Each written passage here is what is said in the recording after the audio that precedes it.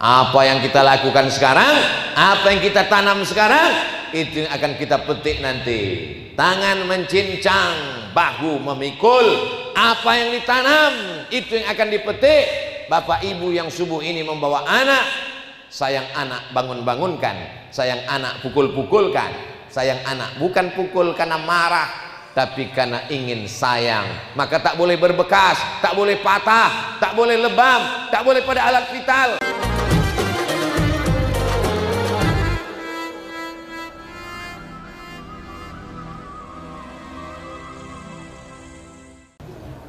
Assalamualaikum warahmatullahi wabarakatuh.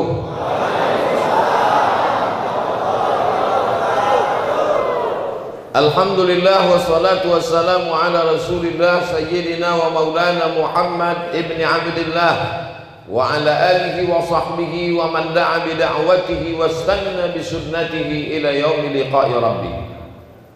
Bapak-bapak, ibu-ibu, hadirin hadirat, muslimin muslimat, tak dapat disebut satu persatu, semuanya dimuliakan Allah Subhanahu wa ta'ala. Apalah agaknya rahasia bisa mengumpulkan umat Nabi Muhammad SAW sebanyak ini. Padahal ini adalah waktu subuh, waktunya paling enak tidur di bawah selimut. Berjalan aja pun susah mau masuk kemari, seperti Nabi Musa melewati Laut Merah. Ternyata kata Bapak Dr. Erzaldi Rasman Johan, Ustadz Somad, inilah yang kelurahan di Kota Pangkal Pinang, satu kelurahannya ada 3 pesantren besar. Jadi kalau mau masjid kita tetap ramai, maka pertahankanlah pesantren. Saya beberapa waktu lalu ketemu dengan bapak-bapak, Ustadz Somad, anak saya ini dipukul sudah, ditempeleng sudah, tapi tetap susah sholat. Tapi anak yang ini sholat. Jadi saya mau tahu rahasianya, kenapa agaknya? Saya tanya, sekolahnya? Yang ini pesantren, ini sekolah agama, yang ini lupa kami memasukkannya. Berdasarkan dari pengalaman hidup dan fakta nyata dilihat di depan mata, kalau mau anak-anak kita selamat, masjid tetap ramai, sholat subuh seperti sholat Jumat, ini bukan Jumat, ini Idul Fitri kalau tak Idul Adha, maka kuncinya ada di pondok pesantren yang sudah mewakafkan tanah sehingga satu kelurahan bisa 3 pesantren, dan di atas ini adalah anak-anak santri yang sudah dididik, anak-anak soleh solehah. Tak ada solehah, ini soleh semua. Yang solehah di belakang. Maka tanah yang tidak mungkin dijual, tidak akan mungkin dibagikan kepada ahli waris, tak mungkin digadaikan, adalah tanah yang diwakafkan untuk pesantren. Siapa yang sanggup menjaga anak kita dari mulai bangun tidur sampai tidur lagi malam, bangun jam 4 tahajud sampai zikir-zikir sholat subuh, setelah itu mengulangi hafalan Quran, masuk kelas sampai zuhur, dari zuhur masuk kelas sore sampai asar, habis itu olahraga badan tetap sehat, masuk maghrib ke isya murojaah mengulang hafal Quran, dari isya ke jam 10 malam baca kitab, baru malam istirahat full. Selamat dari narkoba, selamat dari pacaran, selamat dari LGBT, selamat dari cabut, selamat dari kenakalan remaja. Benteng terakhir umat Islam adalah pondok pesantren. Tapi yang namanya oknum tetap ada. Ini dibesar-besarkan untuk merusak citra pesantren, sehingga orang tua menjadi khawatir anaknya di pesantren, dikeluarkan dari pesantren, akhirnya hancur generasi ini. Jangan gara-gara nila setitik rusak susu sebelah, nah pula sekaleng. Jangan gara-gara hujan sehari hilang kemarau setahun. Jangan zalim, jangan aniaya. Jangan gara-gara satu semut menggigit satu batang pokok kayu dibakar rata, satu hutan dihancurkan. Ini penilaian. I'dilu, bersikap adillah. Wa aqrabu littaqwa.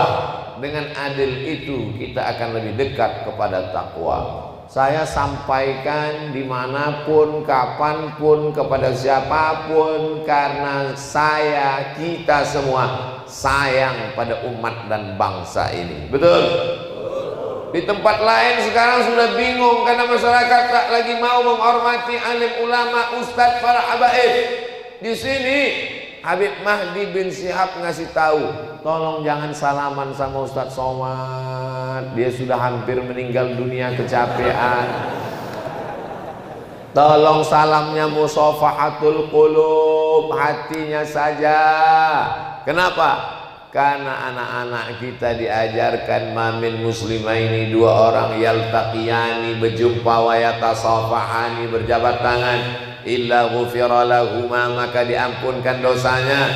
Tasaqat dzunubuhuma, gugur dosanya. Kama tasaqat awraqus syajar, seperti gugurnya daun-daun kayu, tertanam di pikiran mereka, terpatri dalam hati mereka. Mereka ingin mengamalkannya. Tapi kalau diamalkan subuh ini, maka hancur leburlah Ustadz Abdul Somad. Maka dikuatkan lagi oleh Habib Mahdi, menghormati tak selamanya dengan musafahah. Akhirnya anak-anak pun bingung, yang mana yang betul ini? Semuanya betul anak-anakku. Yang disampaikan habaib zuriat Rasulullah SAW adalah betul. Tapi kita tengok situasi dan kondisinya. Jangan nanti gara-gara ini datang ulama, datang ustadz, datang habaib, tiba-tiba kalian tak peduli, dari jauh aja. Pas ditanya, kau tak salaman nak? Cukup dari hati. Tengok dulu keadaannya. Bagaimana Sayyidina Zaid bin Thabit, penterjemah Nabi, penghafal Quran, orang yang luar biasa, sahabat Nabi Muhammad SAW, mencium tangan Sayyidina Abdullah ibnu Abbas. Padahal Zaid bin Thabit lebih tua. Lalu kemudian Abdullah bin Abbas bertanya, kenapa kau cium tanganku wahai Zaid bin Thabit? Karena engkau kerabat keluarga Rasulullah sallallahu alaihi wasallam. Al-Fakir Abdul Somad berada di tengah para habaib. Banyak habaib yang dikirimkan Allah kepada negeri ini. Ini salah satu benteng Ahlus Sunnah wal Jamaah. Habaibnya ada, ulamanya ada, pesantrennya ada, hasilnya masjid tetap ramai. Membaca tasbih 100 kali, mendengar tasbih 100 kali tadi agak lapang hati saya, berarti saya terlambatnya tak terlalu lama. Saudara yang dimuliakan Allah Subhanahu wa taala, tadi sebelum tausiah, pembacaan ikrar sekaligus pelantikan Dewan Masjid Indonesia. Masya Allah, tak bisa susunannya rapi karena tak ada tempat berbaris.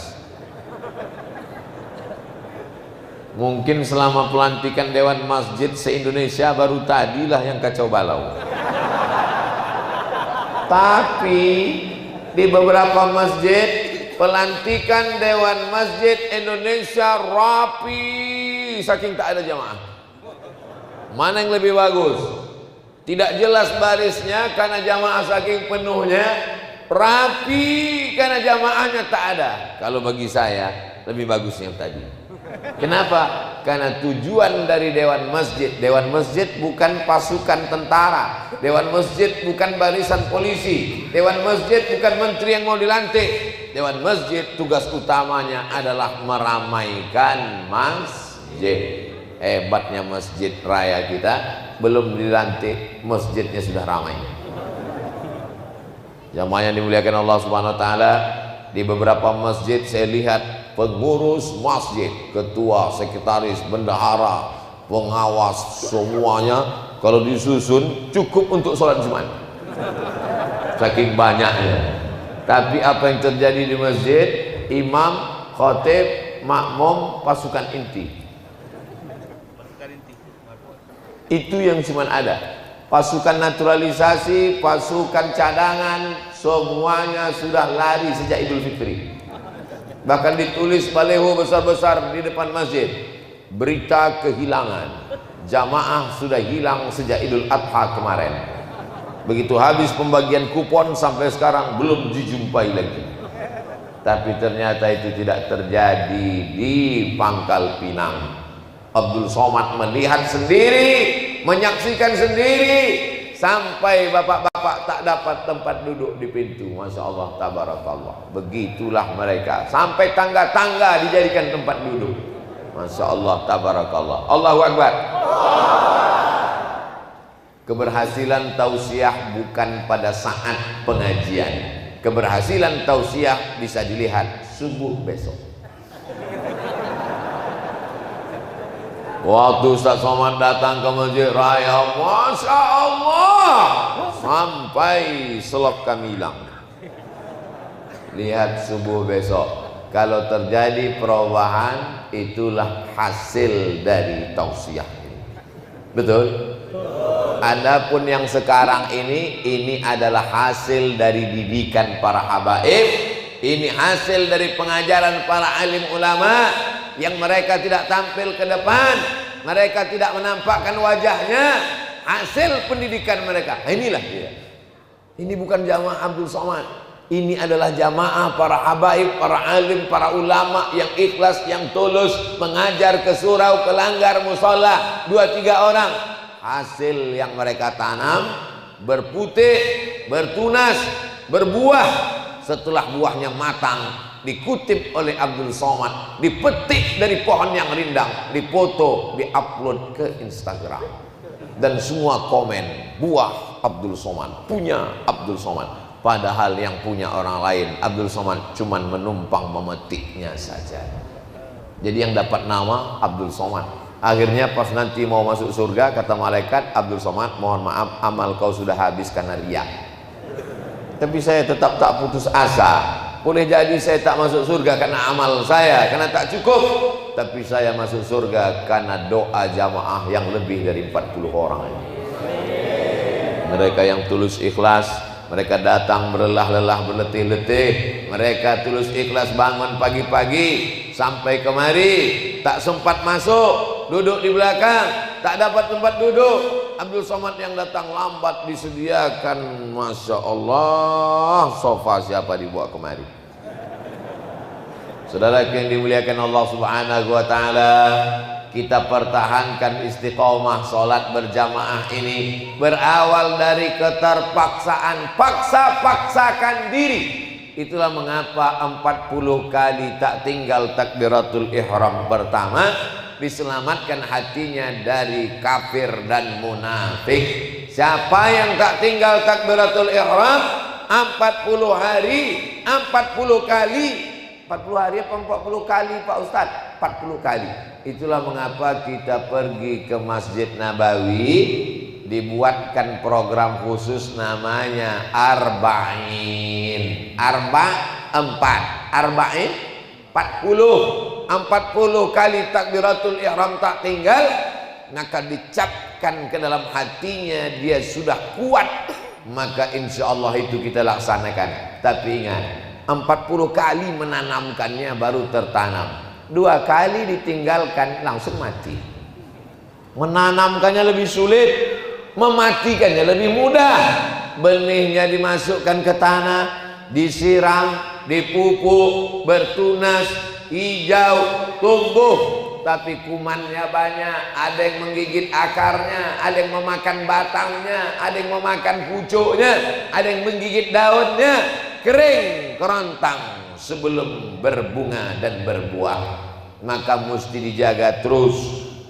Kebetulan rumah dekat masjid, mikrofonnya pas ke jendela kamar, nikmat luar biasa. Saya pergi tausiah ke salah satu masjid, saya tengok di atas sudah tak ada lagi toa, tak ada lagi. Saya tanya, Pak Ketua Masjid, itu kenapa tak dipasang? Pak Ustadz, jamaah sekeliling ini sudah marah, mereka bawa golok, jangan lagi, akhirnya ke dalam aja lagi kami pasang. Padahal itulah yang membuat dia akan selamat dunia akhirat. Ayyalas salat,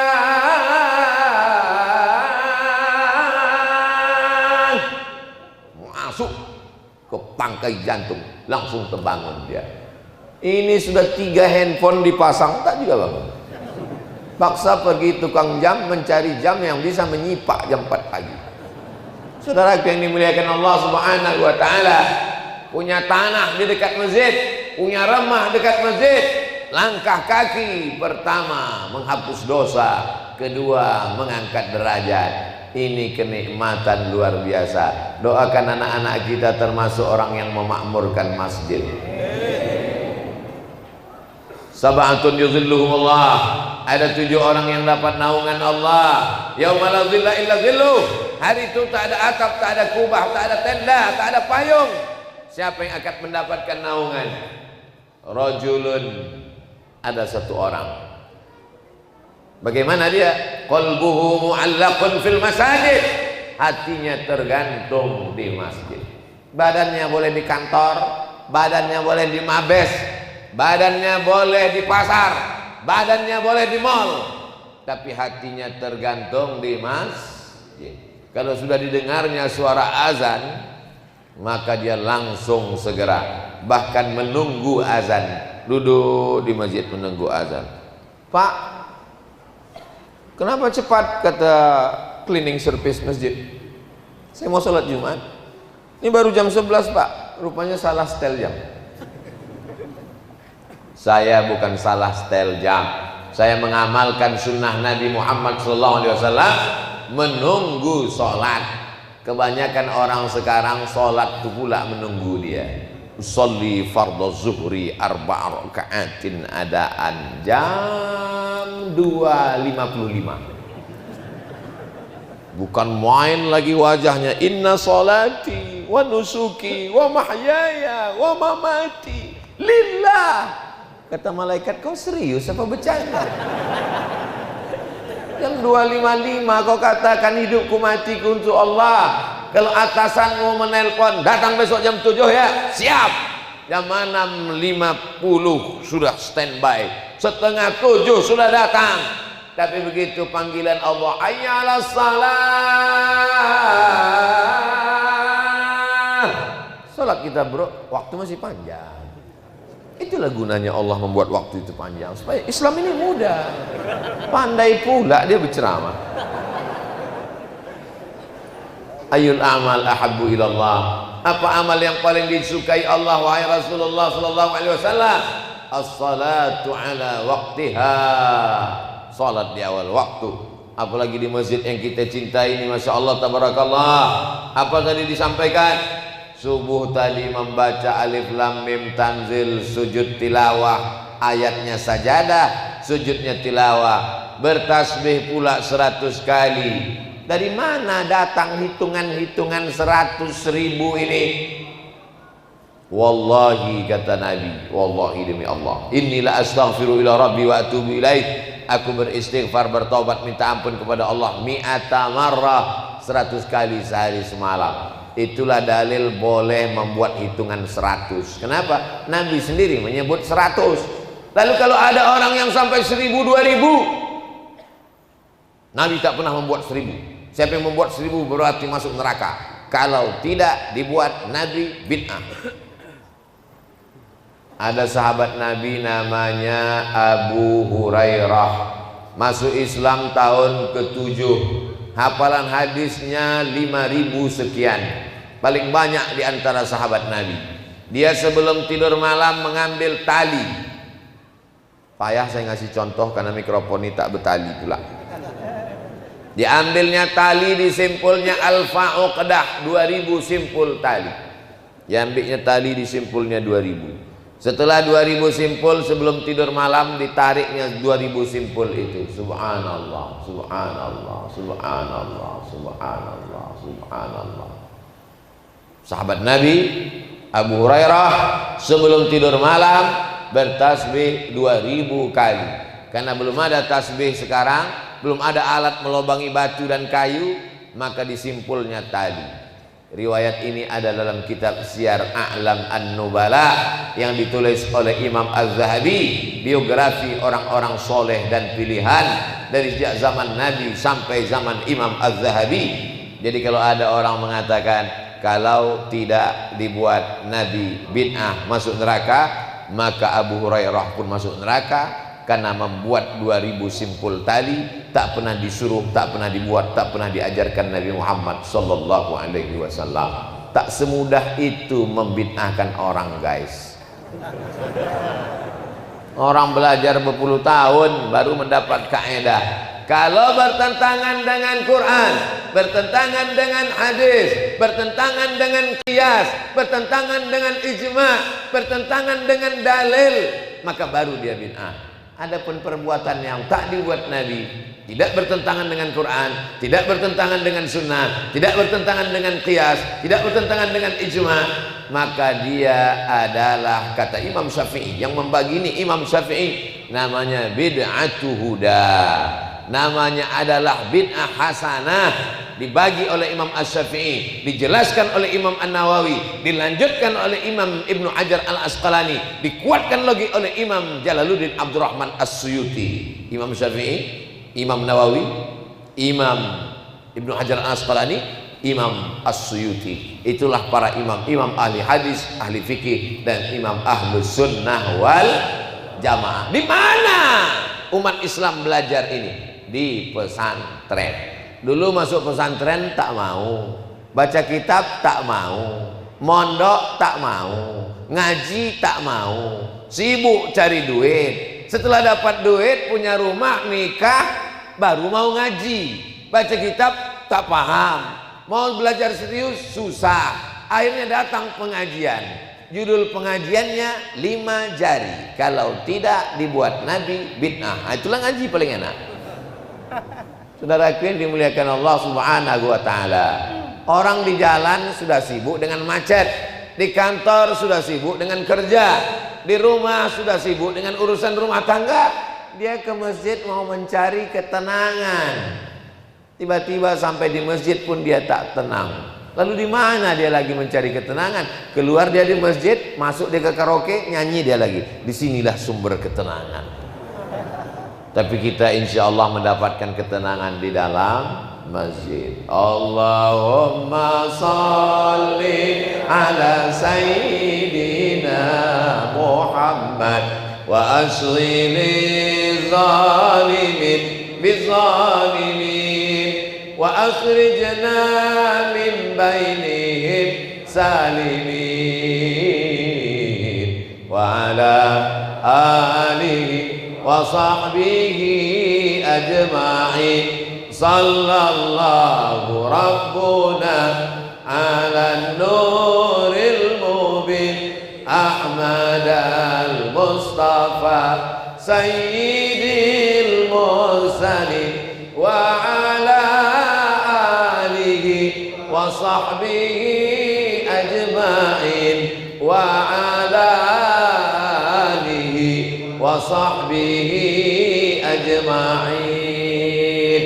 Tempat kita kalau tidak ada orang ke masjid, kita bisa buat tabligh akbar di tanah lapang. Betul? Tabligh akbar tanah lapang, judulnya bagaimana memakmurkan masjid. Kenapa dibuat di tanah lapang? Ada orang-orang yang takut ke pengajian ke masjid. Ada orang yang model begitu, takut, dia baru nengok masjid aja takut. Kenapa? Jinnya kuat. Ada juga orang yang takut ke masjid karena trauma. Beberapa kawannya tobat 3 kali sembahyang mati. Pengurus masjid pula menakut-nakuti. Udahlah banyak orang takut ke masjid, pas depan pintu letakkan keranda jenazah. Itulah mengapa Ustaz Somad kadang tabligh akbarnya di tanah lapang, untuk menggarap orang yang belum familiar, belum tertarik ke masjid. Dibuatlah tabligh akbar tanah lapang. Ke masjid, ke masjid, ke masjid. Akhirnya orang pun ramai ke masjid. Tapi di India tak bisa tabligh akbar, karena di India Muslim itu minoritas. Walaupun jumlah orang India itu 1 miliar, orang Muslim 300 juta, tapi yang 700 juta tetap tak Islam, minoritas, orang kecil. Makanya dari dulu teraniaya sampai hari ini, teraniaya, terzalimi. Maka mereka dakwahnya dari pintu ke pintu, rumah ke rumah. Assalamualaikum, waalaikumsalam, kya hal hai, tiki. Kya hal hai artinya apa kabar, tiki artinya kabar baik. Saya kalau untuk itu tahu. Kalau teh, cai. Kalau roti, roti. Roti, cai, aja. Saya satu asrama sama kawan saya 3 orang. Satu dari Karachi, satu dari Chittagong. Kami bertiga lah, saya dengan dia bertiga inilah sama-sama tinggal di asrama di Maroko. Jadi kebetulan mereka dua ini anak lama, saya anak baru. Datanglah saya bawa beras, dipanggil mereka, Abdul Somad, katanya. Iya, ente masih makan nasi? Iya, saya bilang, saya kalau tak makan nasi lapar lah. Kata dia, kata yang dari Chittagong sama dari Karachi, kami sudah lama tak makan nasi, Abdul Somad. Kita di Maroko nih mesti makan gandum, jangan lagi makan nasi. Iyalah, saya usahakan, saya bilang. Seminggu sesudah itu saya berdiri di atas asrama dari jendela, saya tengok mereka memikul beras. Turun saya kejar ke bawah. Kemarin kalian ejek saya bawa beras 1 kilo, sekarang kau bawa karung. Kata dia, kita nih kalau tak makan nasi otak kita nggak kerja. India, Pakistan, Bangladesh, Indonesia, Malaysia, Brunei Darussalam makan nasi semuanya. Jadi kita sama dengan mereka. Saya lama bersahabat dengan mereka. Orangnya baik-baik, Masya Allah, Tabarakallah. Tapi untuk tabligh akbar tak bisa.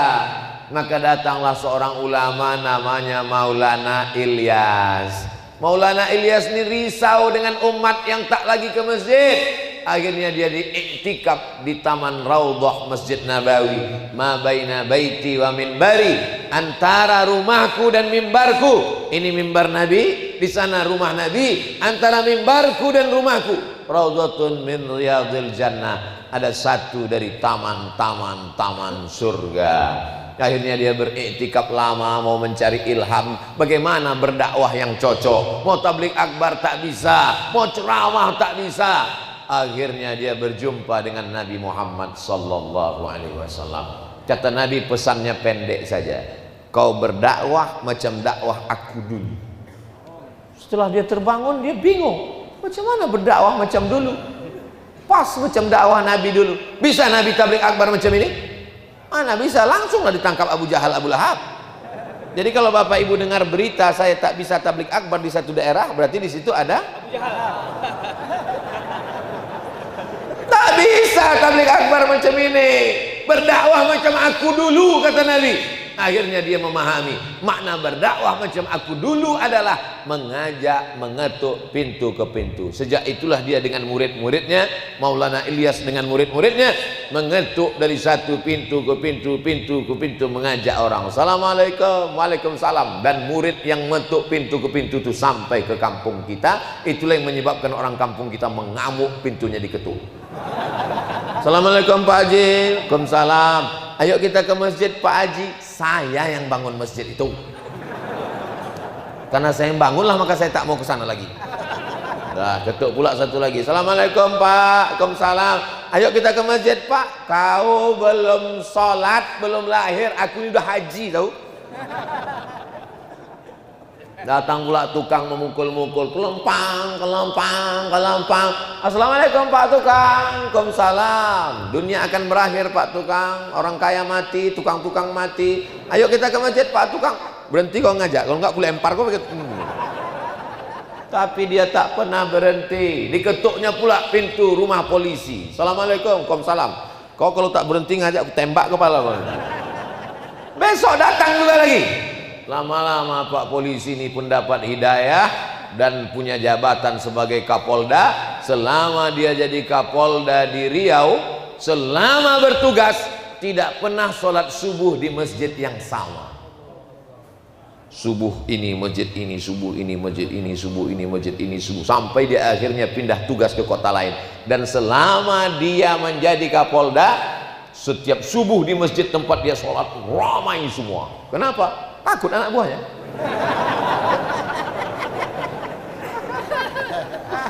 Dia menceramahi orang yang belum ke masjid, menceramahi di diskotik, di terminal, di tempat yang tak baik.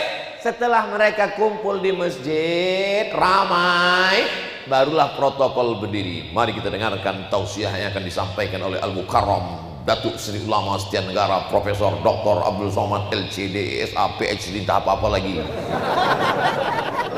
Disangka orang inilah yang dai itu, ad-da'i ilallah. Abdul Somad ini bukan dai. Dai itu mengajak orang dari jalan setan ke jalan Allah. Dai itu mengajak orang dari luar masjid ke masjid. Abdul Somad ini menceramahi orang dalam masjid. Jelas? Paham? Kenapa tiba-tiba Ustadz ini cerita itu? Ada tadi saya dapat kertas. Ini kertas. Nah.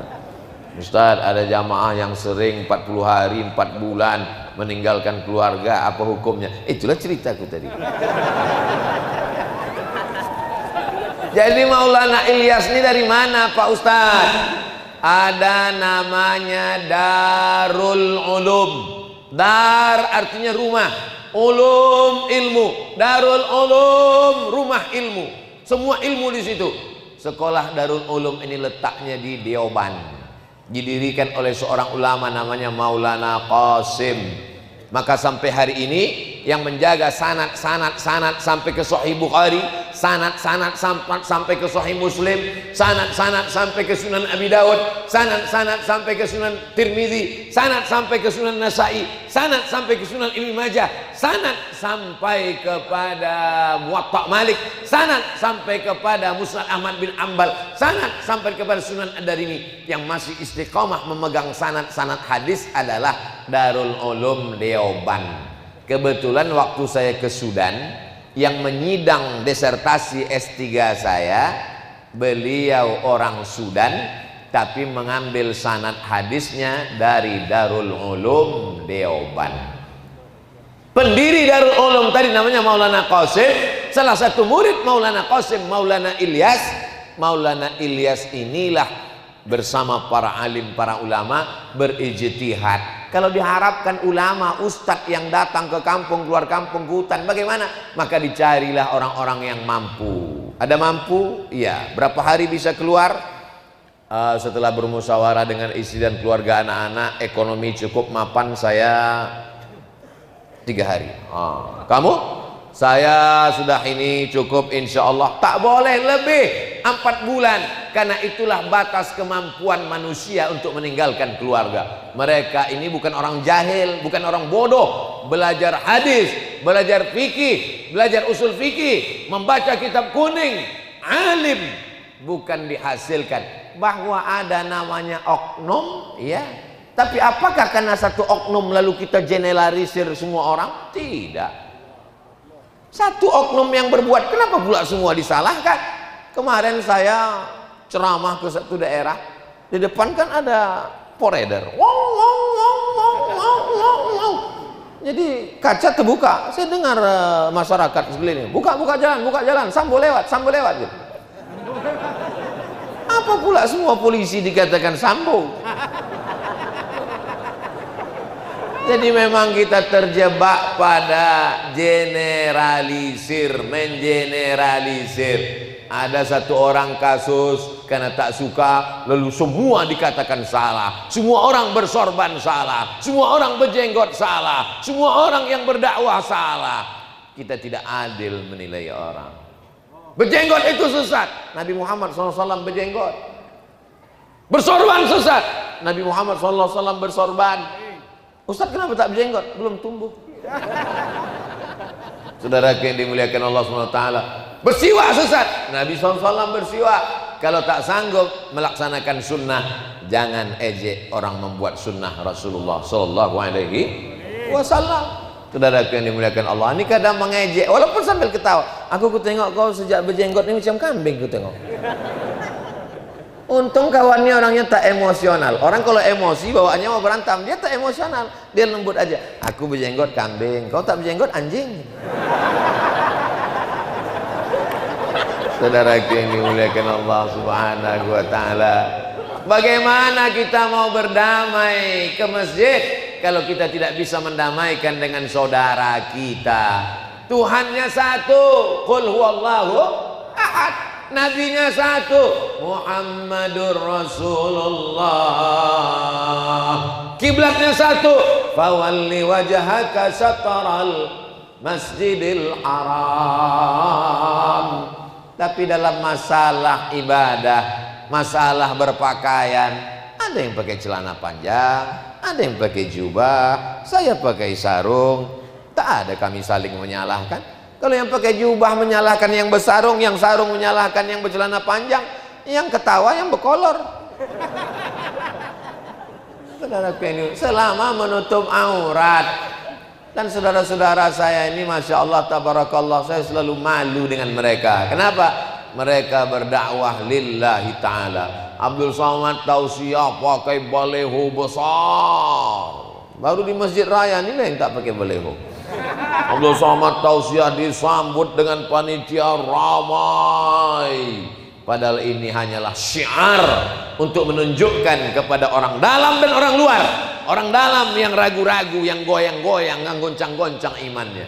Walaupun masjid besar, kalau jamaah cuma 2 orang, orang yang di dalam ini goyang juga. Jangan-jangan kita yang sesat. Timbang dia goyang. Maka orang yang selama yang sudah tobat, yang sudah hijrah, menengok orang ramai ini, orang dalam menjadi kuat imannya. Amin. Syiar tabligh akbar ini apa gunanya dibuat? Untuk orang luar. Orang luar yang mengejek-ejek. Apa orang Islam itu? Masjidnya banyak, jamaahnya nggak ada, ngabis-ngabisin anggaran aja. Tapi begitu ditengoknya, itulah makanya Idul Fitri tanah lapang, Idul Adha lapangan sepak bola. Kenapa Idul Fitri, Idul Adha disuruh? Karena untuk syiar, supaya orang-orang yang menggeser tanah, mempersulit urusan umat Islam tengok, umat Islam itu ternyata ramai juga kalau Idul Adha, kan ada bagi-bagi daging kurban.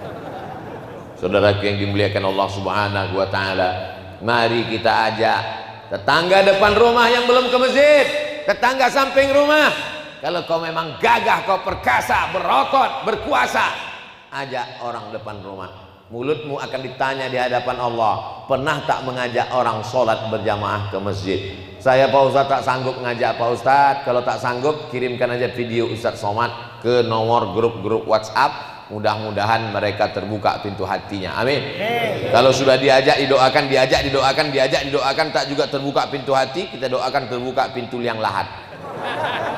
Jangan, tak boleh. Nabi patah giginya berdarah, pelipisnya berdarah, terompah kayunya, tetap dia doakan, Allahumma di qaumi fa innahum la ya'lamun. Berikanlah mereka hidayah ya Allah, mereka buat salah karena tak tahu. Ya Rasulullah, doakan supaya mereka mati semuanya, rata dengan tanah. Lam ub'ats la'anan. Aku diutus Allah bukan menjadi tukang laknat. Aku diutus Allah, wa ma arsalnaka illa rahmatan. Saudaraku dimanapun berada, kalian yang belum mau sholat berjamaah ke masjid, kalau datang sahabat, tetangga, kawan sekantor mengajak kau ke masjid, dia bukan resek. Sekarang banyak kalau diajak ke masjid, ayo kita ke masjid, urus aja surgamu, jangan urus neraka. Ditulis pula tuh di baju kaos, urus surgamu, jangan urus neraka. Dipakai sholat di masjid. Kawan di belakang nengok, gitu. Jamaah yang dimuliakan Allah Subhanahu wa Ta'ala, kalau ada orang nyuruh istri kita pakai jilbab, ngajak kita ke masjid, mereka bukan orang resek, mereka bukan orang tak ada kerjaan, mereka adalah orang yang tak mau masuk surga sendirian. Aku sebetulnya kalau mau, kata Allah Ta'ala, sesuai dengan janji Rasulullah, masuk surga. Tapi kalau kau tak ada di sana, rasanya surga itu nggak rame, Bob. Rasanya nggak enak, Beb. Rasanya apapun panggilan brother, saudaraku, sedulur, ya akhi, ya ukhti, itu adalah panggilan persaudaraan. Makanya kita katakan saudara-saudara, sesatu, udara, perut, saudara, seperut. Kalau sudah seperut sayang, kan tak mungkin saya bilang seperut-seperut. Saya, bapak, adik, abang, saudara, ibu, kita semua berasal dari satu perut. Perut siapa? Perut Hawa, istri Adam alaihissalam. Mau orang Jawa, orang Melayu, orang Sunda, orang Bugis, orang Banjar, orang Batak, semuanya berasal dari satu nenek moyang. Kita akan kembali menghadap Allah. Inna lillahi wa inna ilaihi. Inna awwala ma yuhasabu bihil abdu yaumal qiyamah. Kalau kita menghadap Allah nanti, yang pertama dihisab, dihitung, dikira salatuhu, salat. Idza salahat salahal amalu kulluh. Kalau salatnya yang baik-baik, selain amal ikut baik. Bagaimana kalau dia haji? Bagaimana kalau dia sedekah? Bagaimana kalau dia bangun masjid? Bagaimana kalau rajin puasa sunat? Wa idza fasadat, kalau salatnya rusak, fasadal amalu kulluh. Amal yang lain ikut menjadi rusak. Dindingnya hancur, jendelanya pecah. Kenapa? Kubahnya roboh. Kenapa? Karena tiangnya. Apa tiang Islam itu? As-salatu imaduddin. Panjang umur, sehat badan, kita bisa sholat di Taman Raudhah insyaallah. 2.000 orang akan berangkat bersama Ustadz Abdul Somad dalam program Umroh Akbar Februari 2023. Dalam kurung ongkos tanggung masing-masing. Di Taman Raudhah, tiang sebelah kiri tempat Nabi jadi imam mihrab, tertulis, tengok nanti, as-salatu imaduddin, salat tiangnya. Kenapa masjid ini kokoh berdiri? Tiang, tiang, tiang, tiang. 4 pula tiang yang menonjol. Abu Bakar, Umar, Utsman, Ali. Saudara yang dimuliakan Allah Subhanahu wa taala, kalau tiang ini sudah roboh, na'udzubillah, hancurlah Islam.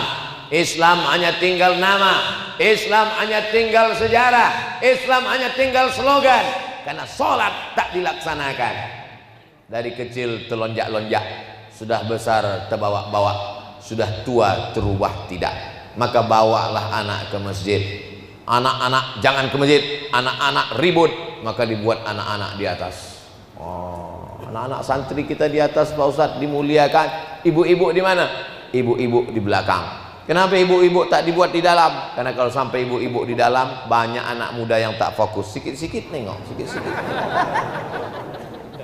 Ini ada teknis semua tuh, mengapa perempuan dibuat di belakang. Saudara yang dimuliakan Allah Subhanahu wa taala, kalau masjid ini masih ramai dengan anak-anak, 20 tahun akan datang, insya Allah masjid raya ini masih ada orang sholat berjamaah. Allahu Akbar.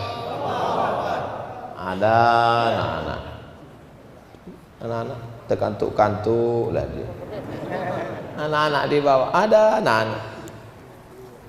Kalau anak-anak masih ada di masjid, berarti umurnya sekarang 10 tahun, 20 tahun akan datang dia 30 tahun, dia akan menjadi gubernur, wali kota, kepala dinas, kepala badan, kepala kantor, dia akan menjadi pengusaha, polisi, tentara, lawyer, pengacara. Dia teringat kenangan masa kecil. Aku dulu selalu dibawa ayahku ke masjid, maka mari kita membawa anak-anak kita ke masjid. Sejarah berulang. Tapi anak yang sekarang diajak ke mall, diajak karaoke, diajak sakau mabuk malam tahun baru, dia bilang ke kawannya, aku dulu selalu diajak ayahku mabuk malam, mari kita buat pesta mabuk bersama. Apa yang kita lakukan sekarang, apa yang kita tanam sekarang, itu yang akan kita petik nanti. Tangan mencincang, bahu memikul. Apa yang ditanam, itu yang akan dipetik. Bapak ibu yang subuh ini membawa anak, sayang anak bangun-bangunkan, sayang anak pukul-pukulkan. Sayang anak bukan pukul karena marah, tapi karena ingin sayang. Maka tak boleh berbekas, tak boleh patah, tak boleh lebam, tak boleh pada alat vital, hanya memberikan sekedar efek jerah. Kata Nabi, muru auladakum, suruh anakmu salat wahum abna'u sab'a sinin, umur 7 tahun. Wadribuhum fil asyrah, pukul umur 10 tahun.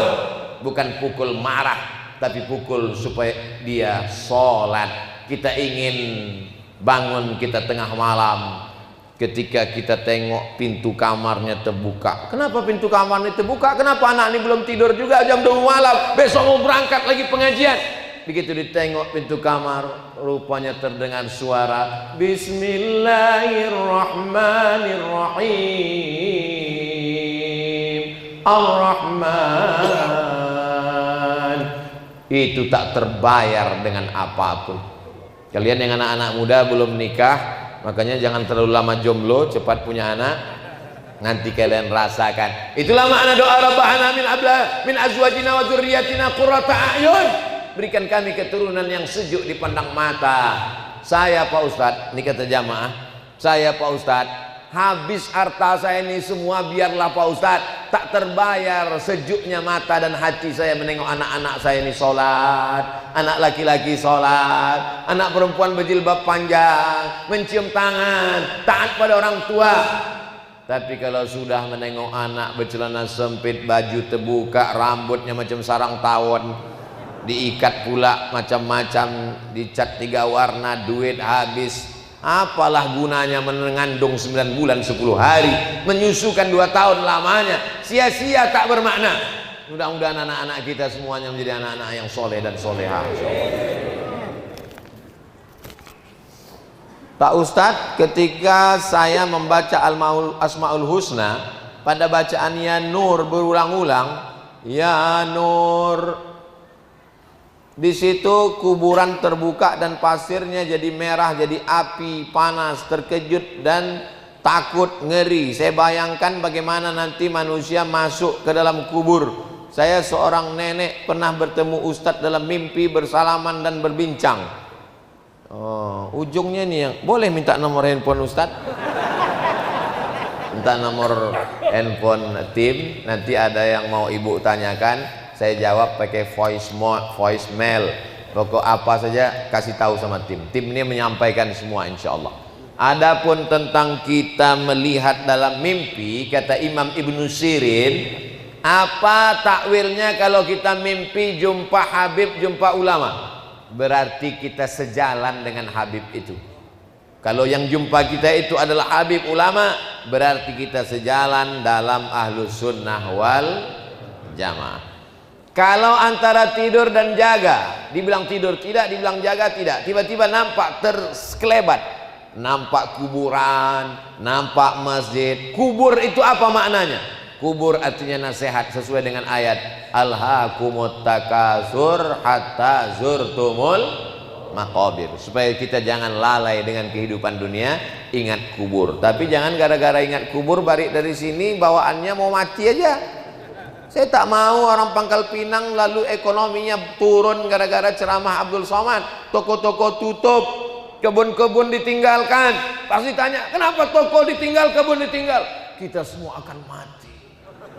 Justru karena kita mau mati, itulah makin semangat cari duit, bangun pondok pesantren, buat tahfiz Quran gratis, bangun masjid sebanyak-banyaknya. Jangan mati sebelum bangun masjid. Setuju? Kita cari duit bukan untuk dunia, cari duit untuk akhirat. Rabbana atina fid dunya hasanah wa fil akhirati. Kalau ada orang Islam meninggalkan dunia, salah, karena kita disuruh meminta dunia. Rabbana atina fid dunya. Doa keluar masjid bukan meninggalkan dunia. Allahumma inni as'aluka min fadlik, kasih aku rezeki, kasih aku rezeki. Kenapa doa keluar masjid minta rezeki? Karena kita keluar masjid mencari rezeki, rezeki yang didapat untuk menolong agama Allah. Hai orang-orang kaya, silakan cari duit, masjid jangan lupa. Silakan cari dunia, dibawa bekal untuk akhirat. Jelas? Apakah sah menikah dengan wanita hamil? Dalam mazhab Syafi'i, perempuan yang sedang hamil menikah, nikahnya sah karena tidak masuk dalam perempuan yang dilarang untuk dinikahi. Karena kebetulan negara Kesatuan Republik Indonesia, kompilasi hukum Islamnya, undang-undang pernikahannya pakai mazhab Syafi'i. Itulah mengapa tidak ada Pak Kua yang bertanya waktu mau akad itu, kau hamil apa tidak? Jangan salahkan Pak Kua kalau ada perempuan hamil menikah. Ini Pak Kua salah. Pak Kua kenapa tak periksa? Itu tugas dokter kehamilan, bukan tugas aku, kata Pak Kua. Dalam mazhab Syafi'i, perempuan hamil tidak menjadi penghalang pernikahan. Yang jadi masalah bukan nikahnya. Yang jadi masalah setelah nikah lahir anak, 4 konsekuensinya. Yang pertama, anak itu tidak bisa dinisbatkan dengan si bapak ini, tidak bisa pakai bin. Kenapa? Kesalahannya apa? Karena mencoblos sebelum hari H. Yang kedua, kalau anak nih laki-laki, ternyata lahir laki-laki, sesudah itu lahir adiknya perempuan, dia tak bisa menjadi wali adiknya. Kenapa? Karena dia saudara seemak, tidak dianggap sebagai saudara seayah seibu. Tiga, kalau anak ini meninggal atau bapak ini meninggal, mereka tak saling mewarisi karena mereka tak ada hubungan nasab. Yang keempat, kalau seandainya anak ini lahir perempuan, si bapak ini tak bisa mewalikan. Hai bapak-bapak yang dulu waktu kalian nikah bini kalian hamil, nanti kalau masanya dia mau nikah, kalian pura-pura mencret. Walinya siapa? Wali hakim. Fasultanu waliyun man la waliyalaha. Wali hakim menjadi wali bagi perempuan yang tak punya wali. Jadi kalau ada perempuan hamil mau dinikahi, ingat 4 ini. Kalau tak sanggup, tak usah nikahi. Jangan nikah karena hanya menutup malu. Menutup malu lalu yang 4 ini, nanti pasti dia akan salah. Kalau sudah dinikahinya, lahir anak, pasti akan pakai binti dia karena mengurus akte kelahiran. Pasti nanti 25 tahun lagi kau terpaksa akan menikahkan anak itu pula. Nanti kalau meninggal kalian akan saling mewarisi. Salah pertama akan disusul 4 kesalahan. Jadi kalau terlanjur hamil, apa solusinya? Tak usah nikahkan. Malulah Pak Ustadz, kirim ke Bandung, ke Jakarta, ke Surabaya, carikan kos-kosan sampai anak itu lahir. Kalau ditanya orang, anak kau kemana? Sedang S2. Berani berbuat, berani bertanggung jawab. Kalian nikahkan, 4 konsekuensi di masa akan datang. Waspadalah, kejahatan terjadi bukan karena ada niat dari pelakunya, tapi karena ada kesempatan.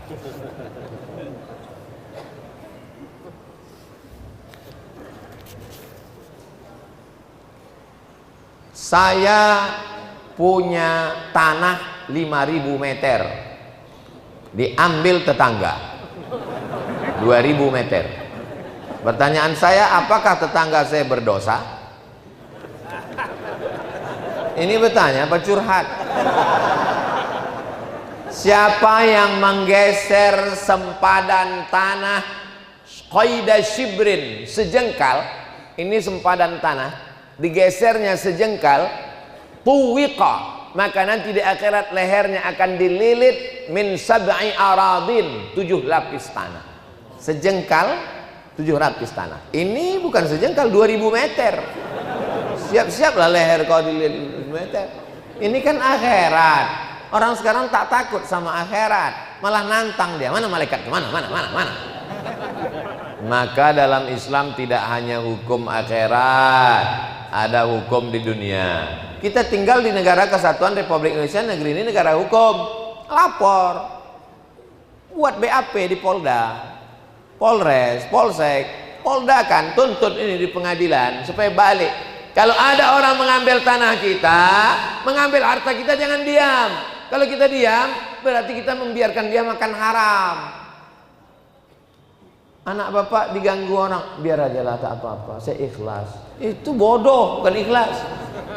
Tanah kita diambil orang, jangan sampai dia makan haram, anak cucunya makan haram. Putuskan di pengadilan, bawa perkara, supaya jangan sampai dia sampai hari kiamat makan haram, anak cucunya makan haram. Gara-gara apa? Gara-gara kita diam. As-sakitu anil haq, setan akhras. Orang yang diam melihat kebenaran, diinjak-injak, berarti dia setan bisu. Sedang tanahmu aja diambil orang kau diam, apalagi tanah masjid. Tanahmu aja diambil orang kau diam, apalagi agama Allah dihina-hina. Yang pribadimu saja kau diam, apalagi kalau untuk umat. Jangan pernah diam. Saya seorang pendosa. Semua nih pelaku dosa. Siapa yang tak pernah berdosa? Akankah taubat saya diterima Allah? Innallaha la yaghfiru an yushraka bihi. Allah tidak menerima dosa syirik. Wa yaghfiru ma duna dzalika liman yasha. Dosa selain syirik, berjudi, berzina, minum khamar, diampunkan Allah Subhanahu wa taala. Sampai kapan? Innallaha yaqbalu taubatal abdi. Allah menerima taubat seorang hamba qabla an yugharghir, sebelum gharah-gharah. Kalau sudah gharah-gharah sakratul maut, udah tutup pintu taubat. Katanya 40 tahun tertutup Pak Ustaz, tak ada. Pintu taubat tetap dibuka Allah Subhanahu wa taala. Mudah-mudahan kita semua diterima Allah taubatnya. Syarat taubat pertama, an-nadamu fil qalbi, menyesal.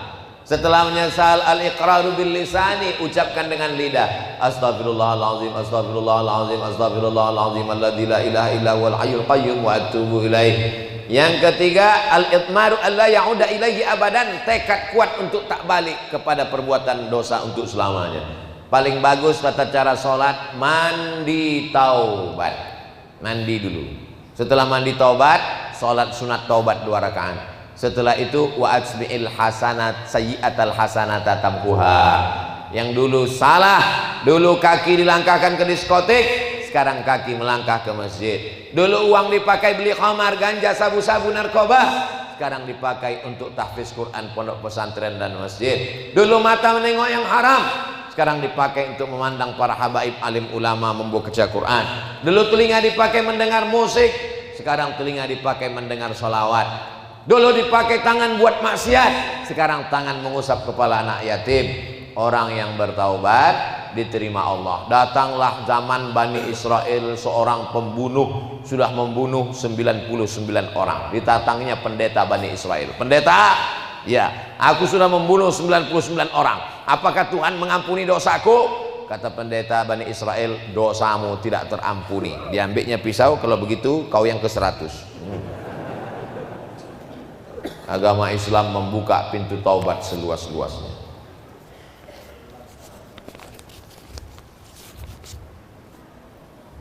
Dulu saya pernah durhaka kepada orang tua saya, sekarang kedua orang tua saya sudah meninggal. Bagaimana kedua orang tua saya bisa mengampuni saya, sedangkan kedua orang tua saya sudah meninggal dunia? Yang pertama, doa. Rabbi firli wali walidayya warhamhuma kama rabbayani. Yang kedua, sedekah. Ya Rasulullah, ummi matat, mak saya meninggal, apa atasaddaqu anha? Kalau aku bersedekah pahalanya sampai apa tak sampai? Kata Nabi, pahalanya sampai. Ayu sedekatu afdal? Apa sedekah yang paling afdal? Kata Nabi, saqiyul ma, memberikan air minum. Cari pesantren yang tak ada sumur bor, yang tak ada WC, yang kurang untuk mandi, sholat dan memasak, buatkan sumur bor di situ. Kalau sumur bor sudah ada, buatkan toilet, WC, tempat mandi. Kalau sudah ada, buatkan kelas. Tak sanggup, kasih pasir batu bata. Tak sanggup semen, kasih batu bata. Tak sanggup, batu kerikil. Tak sanggup, pasir. Tak sanggup juga, mati aja lah. Yang ketiga, baca Quran. Kata Imam Nawawi dalam Riyadhus Shalihin, dalam Al-Azkar, wa in khatimul Qur'ana, kalau sanggup menghatamkan 30 juz. Kalau tak sanggup, sehatam Quran. Likulli syai'in qalbun, segala sesuatu punya hati. Wa qalbul Quran Yasin, hatinya Quran Yasin. Tak sanggup baca Yasin, sependek-pendeknya untuk almarhum emak, almarhumah, almarhum ayah, Al-Fatihah. Al-Fatihah pun tak sanggup juga. Jelas sudah kemana arah. Yang keempat, menyembelih hewan kurban. Allahumma hadza an Muhammad wa ali Muhammad, ku sembelih kurban ini untuk Muhammad SAW dan keluarga. Itu dalil boleh berkurban untuk almarhum ayah, almarhumah emak. Ini 2,5 juta untuk aku, ini 2,5 juta untuk almarhum ayah emakku. Yang kelima, umrah dan haji. Labbaik Allahumma syubrumah. Kau menghajikan siapa? Aku menghajikan Syubrumah. Kau sudah haji apa belum? Belum. Hajikan dulu dirimu, baru hajikan Syubrumah. Ada duit, berangkat ke Makkah, hajikan. Haji belum? Umrah. Labbaik Allahumma umrah an fulan bin fulan. Ku umrahkan. Doakan mereka. Mudah-mudahan Allah mengampunkan segala silap salah dosa kita, insyaallah. Tak habis-habis kertas nih. Ustadz, apa hukumnya main uang arisan? Kita berkumpul 10 orang, 100, 100, 100, 100, 100, 100, 100. Lalu kemudian duit kita pun digoncang. Goncang, goncang, goncang, goncang, goncang, gulung, keluar nama saya. Berarti saya mendapat 1 miliar lah, 100 juta tadi. 100 juta, 100 juta, 1 miliar dapat. Akadnya apa arisan itu? Kalau ditanya orang, apa akad arisan itu? Arisan itu akadnya hutang. Dapat saya 1 miliar, sebenarnya dapat saya 900, karena yang 100 duit saya. Jadi sebenarnya saya berutang kepada 9 orang. Utang, utang, utang, utang, utang. Makanya kalau ikut arisan itu berarti utang sebenarnya. Kalau mau ikut arisan, yakinkan jantung sehat. Nah, takutnya tak keluar kertas, udah mati. Duit tak dapat, nyawa melayang. Kalau begitu modal arisannya, akadnya utang, tak masalah. Tapi kalau datang orang ke rumah kita menawarkan ikut arisan, pesertanya tak jelas tah berapa orang, pesertanya tak jelas tah siapa saja, mau pinjam 100 juta, nanti yang diterima cuman 95, alasan yang 5 juta operasional, itu bukan arisan, itu lintah darat berbaju arisan. Jelas? Caranya beda. Kalau lintah darat yang tak pakai baju arisan, pinjam 100 bayar 110. Kalau dia tak begitu, pinjam 100, yang duit balik ke kita 90, yang 10 dia bilang operasional. Sebetulnya itu bunga, makanya yang balik ke kita cuma 90. Menengok pahamnya Ustaz, jangan Ustaz ini pernah juga belum. Hati-hati jangan terjebak pada riba. Maka masjid mesti punya baitul mal wa tamwil. Makanya jangan cuma perhatikan orang sholatnya, perhatikan juga makannya. Sekarang kita hanya bertanya, udah sholat? Udah sholat? Adakah di antara kita yang bertanya, udah makan? Karena Islam mengajarkan afsyus salam, tebarkan salam. At'imut ta'am, kasih makan. Kenapa Ustaz tiba-tiba ingat makan? Belum makan lagi. Itulah kaji kita pada subuh kali ini. Puncak dari pengajian adalah pada doa, karena doa di akhir majelis akan diaminkan oleh para malaikat. Mari kita aminkan doa Habib Mahdi bin Syihab. Mudah-mudahan segala keinginan kita dikabulkan Allah, keluarga kita sakinah mawaddah warahmah, dibukakan pintu rezeki barokah, anak-anak jadi penghafal Quran mujahid fisabilillah, istiqomah kita dalam iman dan Islam sampai mati, masuk ke surga bersama Rasulullah sallallahu alaihi wasallam. Ala hadhihi al-Fatihah.